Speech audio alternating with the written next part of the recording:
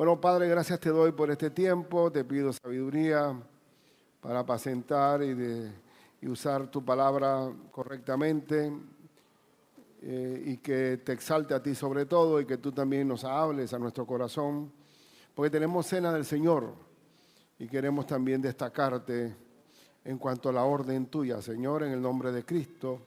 Amén. Nosotros vamos a ver ahora, ya estamos en la última semana de Cristo, desde el capítulo 12 hasta el 21, se desarrolla todo en esos 5 o 6 días, hasta el arresto, la crucifixión, la sepultura y la resurrección del Señor. Este tiempo, de 12 al 21, se van toda la mitad casi del capítulo de Juan, del Evangelio de Juan. Después que el Señor resucita a Lázaro y va a entrar a Jerusalén, ¿se acuerdan que entra en un pollino? Se destacan en este inicio de esa semana. Voy a destacar ciertas cositas que son importantes destacar, porque cualquiera podría saltarse esta etapa, esta porción bíblica, pero yo estoy llamado a predicar toda la palabra de Dios.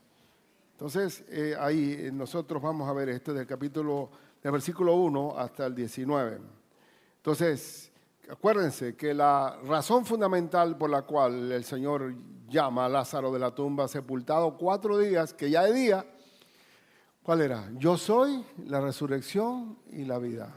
El que cree en mí, aunque esté muerto, vivirá y no perecerá jamás. Tendrá vida eterna y nadie lo arrebatará de mi mano, dice el Señor. Entonces, ese es el motivo. No es un asunto de llamar la atención o hacerse el mágico, sino que tiene una razón de ser todo lo que él hacía. Y el último de los milagros, el cierre magistral del maestro para entrar a Jerusalén, fue el portento de resucitar a Lázaro de la tumba, y él también va a resucitar al tercer día. Entonces, vamos a ver los rasgos que destacan de este capítulo 12, que deben quedar en la retina de nosotros y en el corazón, y destacarlo. Primero, que un mismo grupo, porque aquí vamos a ver 2 cosas. Siempre que concurre el bien, coexisten también el mal. Hay siempre agentes secretos detrás, malignos, que quieren sabotear el avance de la obra del Señor. Eso siempre será así. Donde hay ovejas, ¿qué hay? Lobos. Donde hay trigo, hay cizaña. Inevitablemente usted siembra un cultivo de tomates y se va a encontrar con tomates falsos dentro de su propio cultivo. Y lo ha deshierbado, ha cuidado el terreno. ¿De dónde salieron esos tomates falsos? Si siembra caña, va a salir una caña falsa. Es algo tremendo. Entonces tenemos que aceptar que hay una oposición permanente porque no tenemos lucha contra carne ni sangre, sino contra ¿qué? Contra principados, potestades. ¿Contra qué? Los gobernadores de las tinieblas de este siglo. Contra. Es un mucho versus, muchos contra, pero siempre vamos a salir bien y ganando la victoria en cada momento que nos sacamos el nombre de Cristo a relucir. Y aquí vamos a ver que un solo grupo del Señor en esta casa de Lázaro, en que está Cristo reunido, celebrando la resurrección de Lázaro, puede coexistir una hermana agradecida y un avariento alao. Vamos a ver que siempre va a ser así. Leamos, dice, 6 días antes de ¿qué? De la Pascua. ¿Cuál es la Pascua? La fiesta judía. Esa fiesta, vamos a hacer un paréntesis ahí, esa fiesta es en conmemoración cuando Israel fue liberado de la esclavitud egipcia. ¿Se acuerdan? La última de las plagas que cayó sobre Egipto, que cayó sobre la muerte de los primogénitos egipcios, pero que pasó por arriba de las casas hebreas que están marcadas con la sangre del cordero, porque el Señor, la Pascua significa inclusive en inglés Passover, que todavía Passover es que el ángel de Jehová pasó por encima de las casas hebreas que estaban marcadas por la sangre del cordero y entró pues la matanza sobre las familias egipcias. Vamos a leer. Esa es la Pascua, pero sería bueno por didáctica leer la Pascua. En Éxodo 12 tomé porciones nada más sueltas de la celebración de la Pascua. En Éxodo 12, 13, 5, etc. Hablad a toda la congregación de Israel diciendo, en el día 10 de este mes tómese cada uno un cordero según la familia de los padres, un cordero por familia, y esa es la celebración. ¿Y quién es el Cordero de Dios? Cristo, en este caso, el Señor Padre da su propio Cordero, que es su Hijo. Un animal sin defecto. ¿Quién era sin defecto? Que fue tentado en todo, pero sin pecado. ¿Quién? Cristo. Sin defecto. Dice, macho de un año, lo tomaréis de las ovejas o de las cabras, y tomarán de la sangre y lo pondrán en los dos postes y en el dintel de las casas en la que han de comer. Se marcó con la sangre del cordero en aquella última de las plagas. Y dice, sigamos leyendo, y aquella noche comerán la carne asada al fuego y panes sin levadura. En verdad que nosotros los panameños sabemos un poco de pan, porque nos hemos acostumbrado a la influencia americana del pan de molde. Pero y somos del pan ese suavecito, ¿no? Ese que está suavecito, ese es el que está cargado de levadura. Pero el pan sin levadura es un pan sin ¿qué? Sin levadura. Que la levadura es la que sopla, la que hincha, la que... Entonces, yo recuerdo bien cuando iba para la universidad siendo jovencito, que había una panadería, Lucianito, ¿te acuerdas, Sergio? Era Lucianito. Y tenía que comprar pan caliente, porque a las 2 horas eso estaba hecho, no servía para nada, seco, bofo, etcétera. Tenía que comerlo caliente ahí con una mantequilla, etcétera. Entonces, el pan sin levadura tienes que partirlo así, ¿ves? ¿Por qué? Porque no tiene levadura. ¿Qué viene en la levadura? ¿Qué es la Biblia? La mentira, la corrupción, el engaño. ¿Se acuerda la parábola que dijo Cristo? Que una mujer vertió levadura ocultamente en la masa y se sopló. Bueno, Cristo era sin levadura, ahí no había mentira. Porque ese es el camino, la verdad y la vida. Y dice también que hay que comerla con hierbas amargas, la comerán. Una hierba amarga también, Cristo es el Cordero, porque hubo sufrimiento. Las hierbas amargas simbolizan el sufrimiento. Varón de dolores, experimentado en quebrantos. Pues yo pasaré, escuchen, pasaré aquella noche, Pascua, pasé por encima, aquella noche por la tierra de Egipto y heriré a todo primogénito en la tierra de Egipto, así de los hombres como de las bestias, y ejecutaré mis juicios en todos los dioses de Egipto. Yo, Jehová, lo firma el Señor, y la sangre os será por señal en las casas donde vosotros estéis. Y veré la sangre y pasaré de vosotros. No habrá maldición ni condena por las casas hebreas en aquella última de las plagas. Y no habrá en vosotros plaga de mortandad cuando hiera la tierra de Egipto. Y este día os será en memoria, y lo celebraréis como fiesta solemne para Jehová durante vuestras generaciones. Por estatuto perpetuo lo celebraréis. Es una fiesta consagrada que hasta la fecha los judíos celebran la Pascua en aquel cordero, en la última de las plagas de Egipto. Pero para nosotros y para los que hemos creído en Cristo, Él es nuestro cordero pascual. El Cordero de Dios que quita el pecado del mundo. Es el que borra, extingue el pecado. Cuando creemos en Él, Señor nos perdona, nos absuelve, porque Él fue a través de Él que se dio el perdón de pecado y la reconciliación del hombre con Dios. Entonces ya cerramos el paréntesis de la Pascua y volvamos donde estamos. Dice que 6 días antes de la Pascua, se puede llamar los últimos días la Semana Santa, porque en la Semana nuestra Santa se alude a la última semana de Cristo, que arranca con la cena aquí en la casa de Lázaro. Y dice, vino Jesús a Betania, donde estaba Lázaro, cerquita estaba Betania, de la casa, de Jerusalén de Betania. Y estaba el que había estado muerto y a quien había resucitado de los muertos. ¿Recuerdan la resurrección? Lázaro, ven fuera. Estamos fallando el micrófono, ¿no?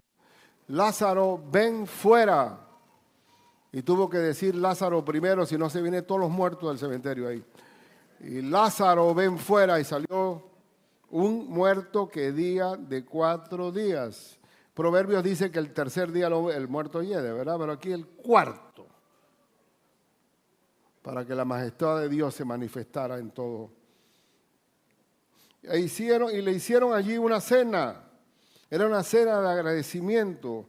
Marta servía, como siempre. Marta era la proactiva. Y Lázaro era uno de los que estaban sentados a la mesa con él. Entonces María, en un gesto de agradecimiento, tomó una libra de perfume de nardo puro. El nardo es una flor de jardín muy olorosa. Mi abuela tenía un jardín que siempre está oliendo uno. Pero lo que no me gustaba que tenía que deshiervarlo y sacarle todas las malas hierbas agachado ahí con un machetito. Pero ese nardo puro era una esencia tan valiosa, porque aquí dice que es de mucho precio. Pasaba de abuelas de bisabuelas a abuelas, de abuelas a madres, de madres a nietas, etc. Pasaba de madres a hijas, de hijas a nietas, y era como una posesión familiar, un gran patrimonio. Y María, el objeto más caro que había en esa casa de estos tres hermanos, lo derrama sobre el Señor y ungió los pies de Jesús. Y los enjugó con sus cabellos, de una muestra de agradecimiento. Y la casa se llenó del olor del perfume. Uno le da al maestro lo mejor. Da lo mejor al maestro, dice el himno, tu juventud, tu vigor. Y ese perfume enseguida se llenó toda la casa. Y estoy segurísimo que Cristo, cuando fue llevando la cruz, olía a nardo puro. Porque esa era una esencia. Y uno que da lo mejor, lo dejó al maestro. No es que, oye, si mira, vaya para la iglesia este pavo del año pasado que está vencido, pero bueno, dáselo ya a la iglesia. Uno no da lo peor a la iglesia, da lo mejor. Da lo mejor. O unos zapatos que no sirven, o una ropa que ya no sabemos qué hacer antes de convertirla en trapo, lo mandamos para la iglesia. Uno da lo mejor al maestro. Siempre lo mejor. Siempre. Y bueno, entonces este fue un gesto ¿de qué? De agradecimiento. Ahora yo pregunto si hay que agradecer nosotros algo al Señor. Agradecemos por la vida eterna. Porque donde no habrá ni llanto, ni dolor, ni clamor, ni dolor de enfermedad, ni muerte. Desde ya hay que dar gracias. Y así lo dice 1 los Tesalonicenses 5, 16 al 18, que son sentencias cortitas, ¿no? Dice, estad siempre gozosos. ¿Siempre qué es? Siempre. Orad sin cesar. Y tercero, dad gracias en todo. Porque esta es la voluntad de Dios para con vosotros en Cristo Jesús. Aún dar gracias en la desgracia. Hay que tener un corazón agradecido. Los americanos celebran el Thanksgiving Day, ¿no? Estoy de acuerdo 100% con esa festividad porque es como un agradecimiento de cómo Dios nos ayudó durante todo el año. Y se para Pedro y dice, bueno, yo doy gracias a Dios por esto y esto y esto. Muy bien, la otra, y este. Pero en realidad, el dar gracias es en todo. En todo lo bueno, lo malo. ¿Por qué? ¿Por qué? Porque Dios nos ha dado a Cristo y se ha abierto el cielo gracias a Él. Porque ¿de qué sirve que el hombre gane el mundo si pierde su alma? ¿Y la vida eterna qué tiempo dura? Eterna, darle gracias a Dios. Gracias, Señor, porque esta es la voluntad de Dios. Pero lo que pasa es que siempre lo que más abunda en este mundo no es la gratitud, sino la ingratitud. Los ingratos. De cada 10 personas, una es agradecida. Oye, ¿y eso de dónde usted lo puede sacar? Digo, muy fácil. De 10 leprosos que curó Cristo, ¿cuántos dio la gracia? Uno, nada más. Y la lepra, que es incurable, y viene uno y dice, Señor, te doy gracias. Oye, ¿y los otros 9 dónde están? Los favores se olvidan como los paraguas, hermano. Entonces la gratitud. Esta mujer estaba llena de gratitud. Dice el Juan 1:16, que dice, porque de su plenitud tomamos todos.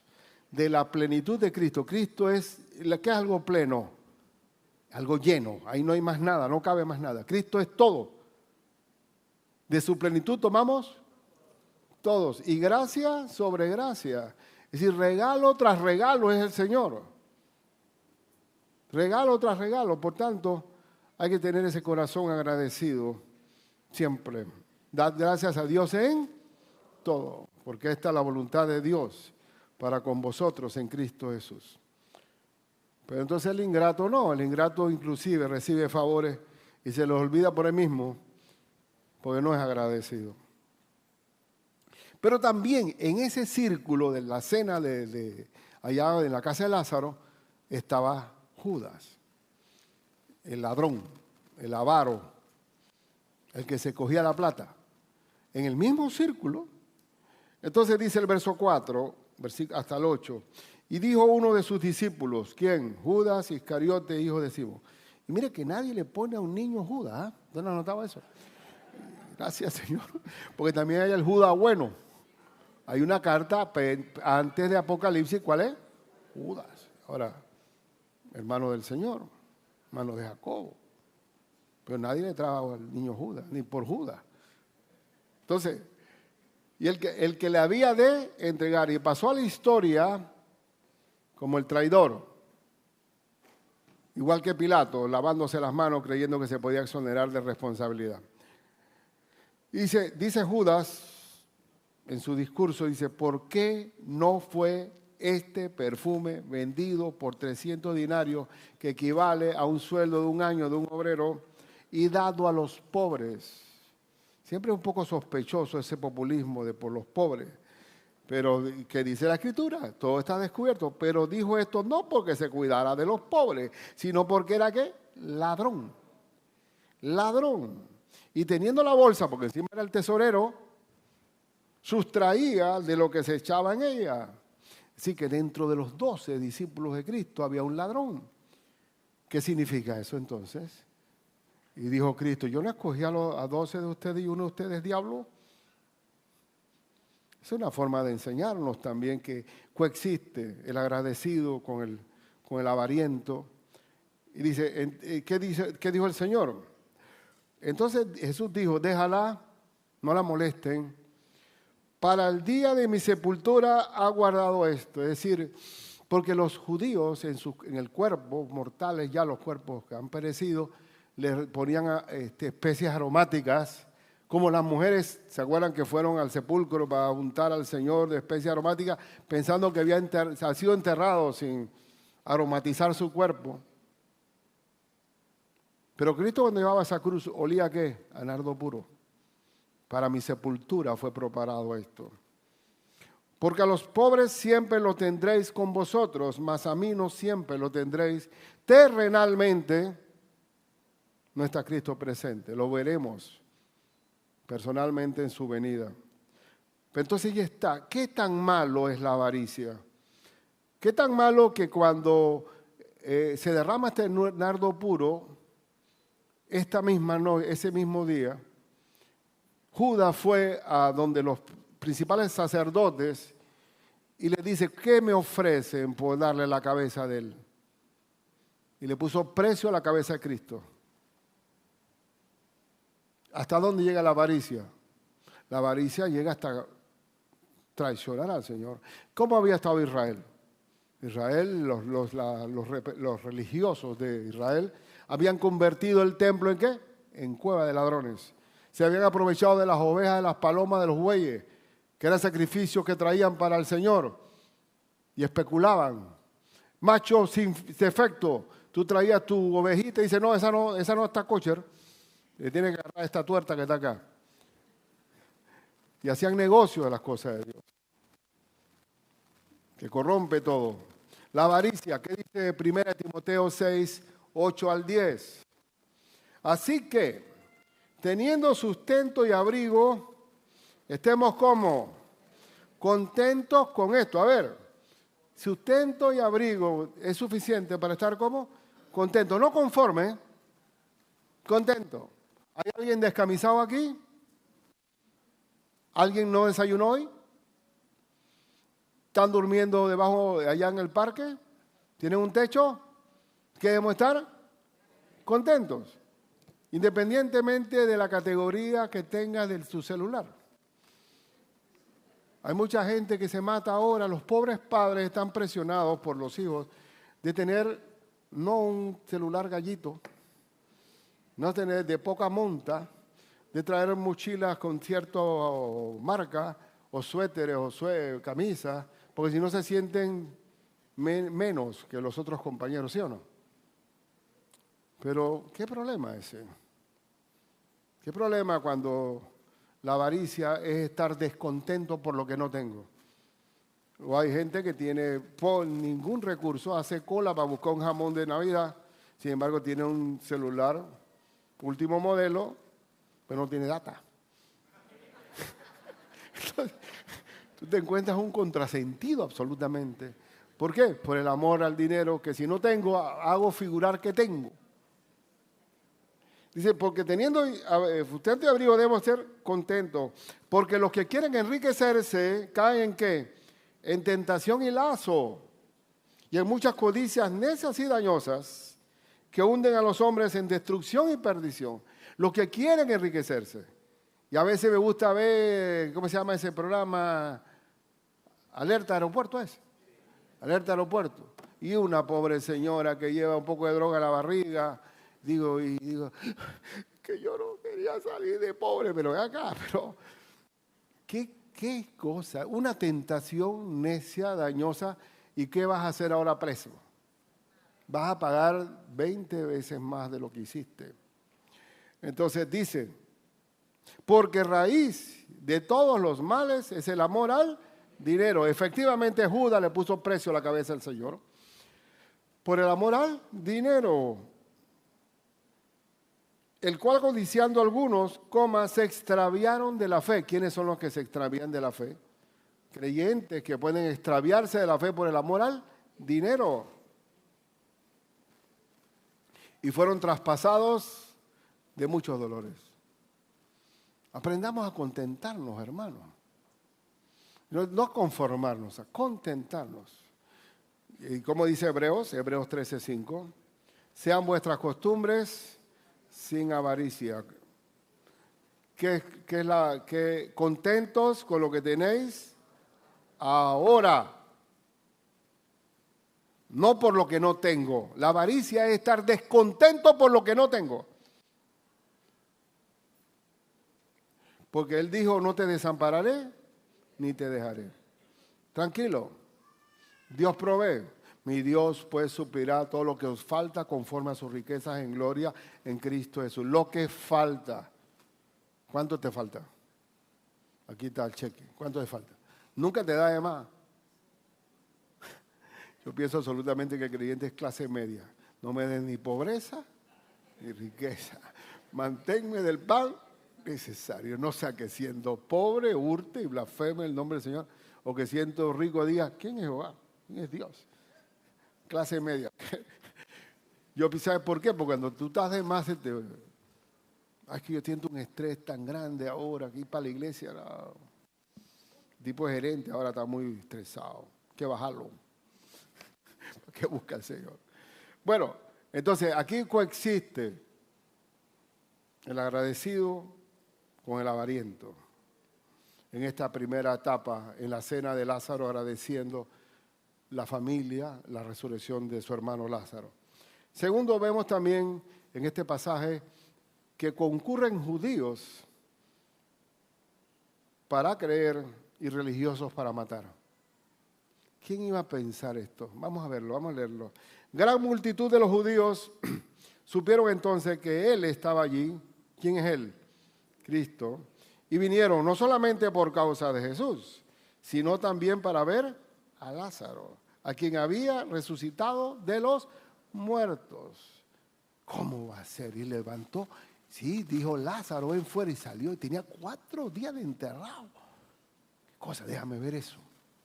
Y dice, pero los principales sacerdotes, que es la oposición del diablo, acordaron dar muerte también a Lázaro. Increíble de lo increíble de la maldad de la maldad. porque a causa de él, o sea, de Lázaro, muchos de los judíos se apartaban y creían en Jesús. Y eso atentaba a su status quo, su dominación, su corrupción. Eso ellos querían mantener esa religión muerta, dominante, absorbente. Eran una Gestapo vigilando, supervisando la vida religiosa de los demás judíos. Y Cristo vino a dar vida y vida eterna. ¿Y vino a qué? A manifestar su gloria. ¿Cuántos milagros hizo Cristo? Muchos que no se pueden registrar porque dice Juan que si se registraran uno por uno no cabrían los libros en una biblioteca.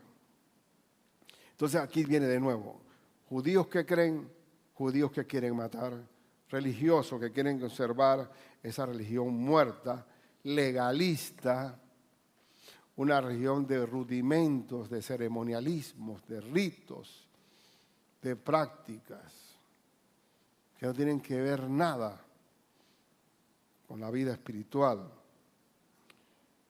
¿Qué dijo el Señor en cuanto al legalismo? Aparte de que el discurso más grande que dio el Señor, allá en Mateo 23, que no lo voy a leer porque es muy largo, es un discurso contra este sistema legalista, controlador, maligno. Y el Señor solamente una advertencia, en Lucas 12:1 dice, en esto, juntándoselo por millares la multitud, tanto que unos a otros se atropellaban, comenzó a decir a sus discípulos, primeramente, guardaos ¿de qué? De la levadura, otra vez levadura. ¿Qué es levadura? Viene la parte de contaminación, es una infiltración del enemigo. Dice, guardaos la levadura de los fariseos, ¿qué es la qué? Hipocresía. Hacen ver que aman a Dios, pero no hay tal cosa. No hay tal cosa, es un dominio. No se puede, Cristo no podía hacer un milagro en un sábado y tenía que ser en un Shabbat. ¿Por qué? Porque era la reunión mayor por semana. Pero ¿para qué estaba el Señor? Traerles un día de reposo. ¿Por qué? Por defender algo que nunca el Señor estableció así. La hipocresía. Me contaba Pancho hace décadas atrás. Miren que guárdense de la levadura de los fariseos, que es lo más peligroso que hay. De alguna manera impera con el tiempo el tradicionalismo que no tiene que ver nada con la Escritura. Impera, porque el hombre se va echando, le gusta conformarse a lo que ya conoce. Por ejemplo, iba a decir que Pancho me cuenta de una iglesia que toda la vida el coro se vestía de púrpura, ¿no? Color púrpura. Rojo. Toda la vida, rojo. Hasta que propusieron una reunión cambiada de color, oye. Tanto tiempo. Y hubo el voto y estaba estrecho ahí la elección y ganó verde. Azul. A ver, gracias. Aquí está el hombre. Aquí está el testigo. Azul. Error. A la hermana que riñó más para que no se cambiara el color, la mandaron a comprar. Yo la compro. Compró la tela y al próximo domingo se reunieron y trajeron los uniformes nuevos. ¿Qué color cree que usted que trajo? Rojo. Porque siempre hemos sido así. Siempre. Y eso no puede ser. Esto está fuera de orden. Porque ocurre que la vida de fe se puede convertir en una fábrica de levadura falsa que en realidad no tiene que ver nada con el Señor, no tiene ninguna relevancia y esclavizan a la gente. Y sin embargo hay otros chequeando, que son los inspectores de la fe, chequeando el comportamiento. En la primera iglesia que yo tuve no se podía palmear. Nosotros estábamos en una reunión. Estoy hablando antes de Cristo esto. Entonces, estábamos en una reunión, Aida, y estábamos palmeando y no había ningún inspector. Y llegó uno, todo el mundo se quedó quietecito. Digo, ¿pero qué es esto? Nos convertimos a cerrar el aserrín. Venimos como dice Cristo, a convertir la religión en algo pesado. En vez de ser liviano, como el Dios dice, Pues el yugo es fácil y ligera mi carga, le ponen grandes cargas a la gente que no pueden llevar. Y normalmente las cargas cuando se ponen sobre la gente es porque no vienen de la Biblia. Porque el yugo de Cristo, ¿cómo es? Fácil y ligera mi carga. Un legalismo de control. Pero eso es de Dios, no es de Dios. En Santiago 3, 14 al 18 dice, y aquí lo podemos ver, pero si tenéis celos amargos, o sea, hay pugnas en la misma iglesia y contención en vuestro corazón. ¿Qué es contención? Pelea, contienda. No os jactéis ni mintáis contra la verdad, porque esta sabiduría no es la que desciende de lo alto. La sabiduría que viene de Dios nunca es pleitera, ni disensiones y enemistades, sino que es terrenal, animal y diabólica. Es como una pelea de un mal matrimonio, comienza terrenal, después animal y después diabólico, quedan presos, diabólico, porque va incrementando. De eso no es sabiduría de Dios, porque donde hay celos y contención, allá hay perturbación y toda obra perversa. Pero la sabiduría que es de lo alto, la que viene de Dios, ¿cómo es? Es primeramente pura.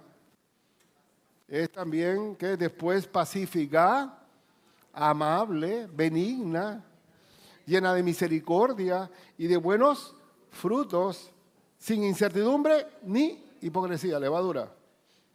Y el fruto de justicia se siembra en paz para aquellos que hacen la paz. La sabiduría que viene de Dios genera este resultado. Entonces ellos quieren matar a Cristo. Coexiste la maldad con la bondad. La sabiduría que viene, mire que dice la sabiduría que desciende de lo alto. Y eso es bueno destacarlo, porque a veces consideramos que sabiduría es filosofía. La filosofía es ¿qué? Pensar, el pensador griego. Un sabio buscando un gato negro dentro de un cuarto oscuro, donde no hay cuarto ni gato. La nada de la nada, eso es la filosofía. Pues lo digo por experiencia propia, porque cuántas cosas. La inmortalidad del cangrejo. Cuando la sabiduría de Cristo es práctica, misericordia, amabilidad, pacífico, es una conducta, eso se llama justicia en la Biblia. Pero entonces aquí estamos, la guerra, ya estaban los sacerdotes preocupados. No, ¿tú sabes qué? Hay que matarse a Lázaro también, si no hay un montón de gente para allá. Está en peligro nuestro status quo, nuestra supervivencia económica. Y en último lugar, de esta porción de la última semana, vemos la entrada humilde de nuestro Señor a Jerusalén. En otro pasaje entró en un pollino que es el hijo de una asna, un pollino que es un animal sin estética, un animal de carga. Es como es el rey entrando en un pollino, es como un presidente entrando en un escarabajo, en un Volkswagen, a la presidencia, no a una limusina. El Señor entra a Jerusalén y la gente, como vino el trasfondo de la resurrección de Lázaro, veamos la última porción, 12 al 19. Yo expliqué todo lo del pasaje anterior, ¿sí, verdad? Bien.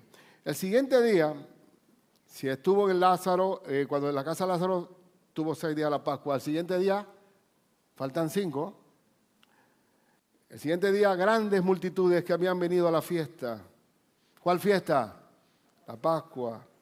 Al oír que Jesús venía a Jerusalén, tomaron ramas de palmera y salieron a recibirle y clamaban: Hosana, bendito el que viene en el nombre del Señor, el Rey de Israel. Y efectivamente era el Rey. Hosana, el enviado del Hijo de Dios, el Hijo de Dios. Las ramas de palmera eran como vítores, ¿no? Yo casi traigo una rama de palmera, pero no encontré ninguna al frente. para darle una sensación de que de cuando hay un presidente, un rey que está entrando, se le aclama y tal la gente, porque como sea, el último portento de Cristo era algo indiscutible, de no solamente su palabra, sino también sus obras. El rey. Dice que viene ¿qué? El rey. Y halló Jesús un asnillo y montó sobre él. Como está escrito, no temas, hija de Sión. He aquí tu rey viene montado sobre un pollino de asna. Los judíos esperaban a su Mesías entrando en un caballo blanco, pero sí lo van a ver, ¿eh? ¿Dónde está el caballo blanco? En su segunda venida. Pero no va a venir como el Cordero de Dios, sino como juez de hierro. Estas cosas no le entendieron sus discípulos al principio. No te sientas mal si no entiendes muchas cosas, que vas poco a poco aprendiéndolas. Pero cuando Jesús fue glorificado, es decir, cuando resucitó, entonces se acordaron de que estas cosas estaban escritas acerca de él y de que se las habían hecho.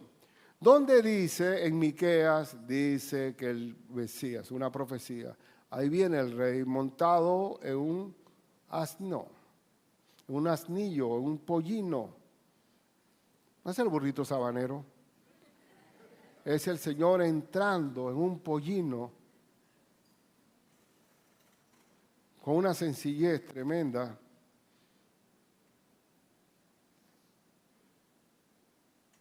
Y daba testimonio a la gente que estaba con él cuando llamó a Lázaro del sepulcro. Y la gente comentaba. Y le resucitó de los muertos. Que no existe en toda la tierra, a lo largo de toda la historia, nadie que haya hecho la cantidad de milagros que hizo nuestro Señor Jesucristo. No existe en toda la tierra. Del Confucio, como dijo nuestra representante de Panamá, que dijo que Confucio inventó la confusión. ¿De acuerdo? Con el perdón de ella.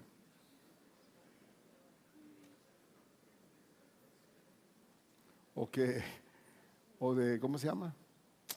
Siddhartha Gautama, con la de, Buda, Siddhartha Gautama es Buda, o es el Islam, Mohammed. Ni un solo milagro hizo Mohammed, ni uno, cero. Pero Cristo hizo, porque Él vino, el ungido de Dios, la vida, poder sobre los demonios, poder sobre los endemoniados, sobre la muerte, poder sobre la enfermedad, los leprosos. Y el último portento, la resurrección de Lázaro. Y daba testimonio a la gente, que llamó a Lázaro. Por lo cual también, y ese también hay que anotarlo, por lo cual también había venido la gente a recibirle, porque había oído que él había hecho esta señal. Pero los fariseos dijeron entre sí, ya veis que no conseguís nada, ya estamos desplazados nosotros, mirad, el mundo se va tras él. Y efectivamente cuando él monta en Lozana, viene el rey de Israel. ¿Cuál fue la acusación que le llevaron a Pilato? Que él dice que era ¿qué? Rey. ¿Y nuestro rey quién es? César. Ahora, así como está el bien, Cristo, vamos a leer, por favor, leamos el texto paralelo que está en Lucas, por favor, Lucas 19, 37 al 44, que dice así: cuando llegaban ya cerca de la bajada del Monte de los Olivos, porque el Monte de los Olivos está más arriba y uno puede ver la ciudad de Jerusalén cerquita, o más o menos cerca. Los citadinos de aquí no lo ven lejos todo, pero está cerca. Y dice que toda la multitud de los discípulos, gozándose, comenzó a alabar a Dios a grandes voces por todas las maravillas que habían visto, diciendo, bendito el Rey que viene en el nombre del Señor, paz en el cielo y gloria en las alturas. ¿Quién dijo eso así? Igual, los ángeles, cuando su nacimiento, Entonces algunos de los fariseos de entre la multitud le dijeron: Maestro, reprenda a tus discípulos. Él respondiendo les dijo: os digo que si esto callaran, las piedras clamarían. Y cuando llegó cerca de la ciudad, al verla, ¿qué hizo? Lloró. ¿Por qué lloró? Porque iba a ser rechazado. A los suyos vino. Y todos esos que estaban empalmados con las palmas en la mano, después gritaron: crucifícale perfectamente. Lloró. Lloró sobre ella diciendo, ojo a la palabra de nuestro Señor: oh, si también tú conocieses, que tú conocieses, a lo menos en este tu día, en la entrada del rey a Jerusalén, lo que es para tu paz, porque Cristo es el príncipe de paz y nunca Israel hasta la fecha ha tenido paz. Está ese pedacito de tierra ya rodeado de enemigos que todos lo quieren tirar al mar. No han tenido paz al rechazar ¿a quién? Al príncipe de paz. Si conocieran para tu paz, mas ahora está encubierto de tus ojos, porque vendrán días sobre ti cuando tus enemigos te rodearán con vallados, es decir, van a ser amurallados, Roma le pone vallas y te sitiarán, un sitio que nadie puede entrar ni salir, y por todas partes te estrecharán y te derribarán a tierra y a tus hijos dentro de ti. Y no dejará en ti piedra sobre piedra, por cuanto no conociste el tiempo de tu visitación, de la visitación del Rey de Paz. ¿Y cuándo sucedió eso? Que fue Jerusalén derribada, destruida, que no piedra sobre piedra, con Roma, las huestes de Tito Vispartiano, el hijo del otro emperador. Cuando le tocó hacer el emperador, él no fue un buen gobierno y murió temprano. Gracias a Dios. Pero mira, fue sitiada. ¿Por qué? Ya no estaba el Dios vivo allí. Ya Jerusalén no representaba la adoración genuina allá en el templo. Ya el templo fue destruido también. No hubo piedra sobre piedra allí. Se quedaron sin Dios. Y vino después lo que era el judío errante, hasta que pasaron mucho sufrir y hasta la fecha. No tienen el príncipe de paz. Entonces Jesús entra. Esto no es un asunto de llegar a escalar al poder, ni llegar a tomar posesión del reino de Israel terrenalmente. Pero era también necesario que el Cristo tenía que morir. Nadie mató a Cristo. Él tenía que morir, porque el cordero tenía que ser sacrificado. Porque Abraham, cuando Dios le dijo, sacrifícame tu hijo, le detuvo el puñal, ¿verdad? Pero al Señor Padre sí se lo enterró a su hijo, porque es el sacrificio, porque Él pagó por el inocente. Digo, el inocente por el culpable. El inocente por el culpable. Bueno, ya entonces, miren esta expresión de nuestro Señor en Lucas 13, 34. Estoy terminando ya. Jerusalén, Jerusalén, 2 veces.